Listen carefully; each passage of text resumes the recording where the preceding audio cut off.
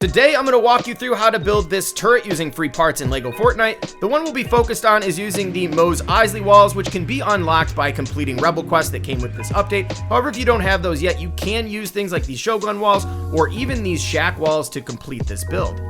So here's the material list. What you're going to need is 42 granite, 6 wood, 4 planks, 2 cord, 2 blast powder, 1 torch, 1 wooden rod, and 4 plastoid.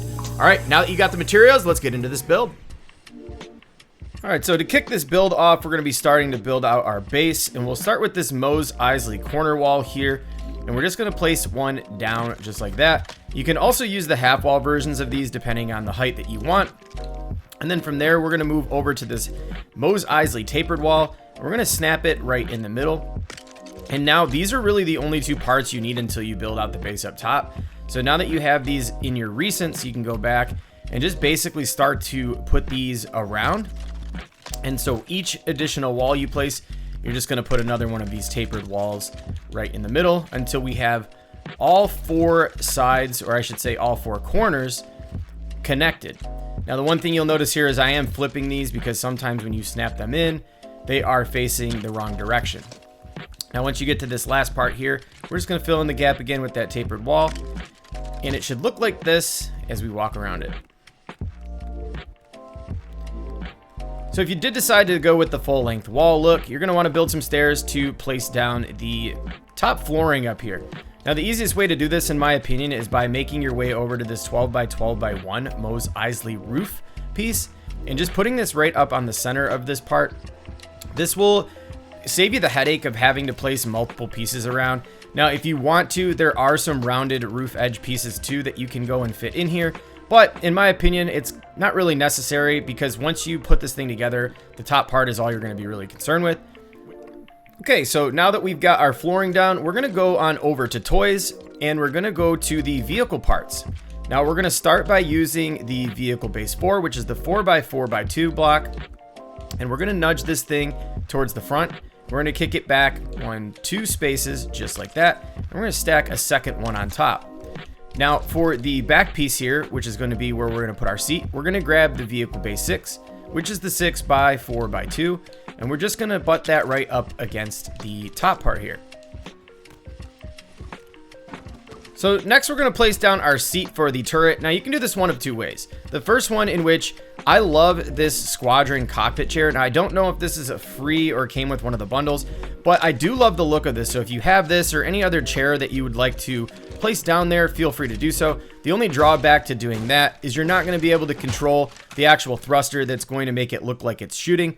Now, if you want to do that from the actual seat, you'll make your way back over to toys where we can take any one of the driver seats and we're just going to place this down on the block just like that, good and centered. And now we're ready to build out the actual turret. So the actual turret is going to actually be hanging off the back edge here slightly. So you just want to make sure that your seat that you did put down, you left 1 row of Lego nubs there exposed. Now from here, all you need to do is take a vehicle base 6, which we've already used. This is the 6x4x2. We're going to snap this thing on with just having it hang over just like that. And we're going to put 1 more on the front. And then all we need to do here is take the vehicle base 3 and we're going to snap this right in the center on the front of this piece just like that. Now we'll make our way back up top where we can use either vehicle base 5 or 6. At this point, it's really personal preference. The one thing I suggest not doing though is snapping it in to where it's all the way up towards the front. I'd like to nudge it back just a couple of spaces like this. Just gives it a little bit more of a dimension. And then the other thing you can do as well is take another set of these vehicle base 3s and we're going to snap them on the sides just like this. And then when you come to the other side, just make sure it is lined up with the existing block that you had on the other side and pop that in just like that. So now we're starting to get this real like beefy aggressive look to it. Now we'll grab a small thruster and we're going to snap one right on the front just like that. So for free lighting options, I like these flat light bars. You have the ones that can sit underneath or up on top. So feel free to use whichever ones you prefer. I generally like to use these angled light bars and sit them on top of these little extension pieces that we did.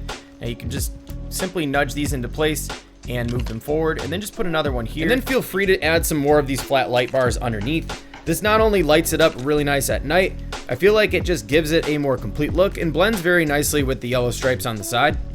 Now, please don't beat me up in the comments because I don't remember whether or not this next part is a free add as a part of the Star Wars update. Now, you can see I tried to add this on the top here. However, I found a different spot for this to go, which is on the nose of it.